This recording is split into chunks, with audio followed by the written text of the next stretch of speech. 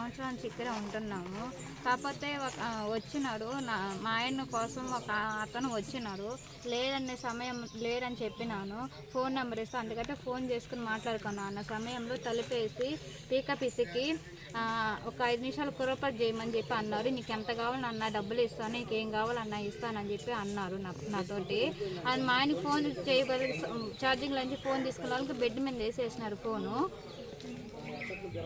Bed మీద వేసేసాక పక్కన కుతికి పిసుకంగానే వేరే వాళ్ళని ఆయి ఆయి అని కేకయంగానే అని వాళ్ళు వచ్చినా నన్ను రక్షించినారు, కాపాడినారు. మీ ఇంట్లో ఉన్నారు అప్పుడు? నేను ఇంకొక ఇంటి పక్కన ఒక ఆయి ఉన్నాము. మా పిల్లలు 3 స్కూల్కి వెళ్ళి ఉన్నారు. వాళ్ళకి అన్నం తినిపెట్టించి నేను ఇంట్లో అన్నం తిన్నామని కూర్చొని ఉన్నాను. నేను తలుపులు పెట్టుకొని అలా అరిచినా నేను గట్టిగాను.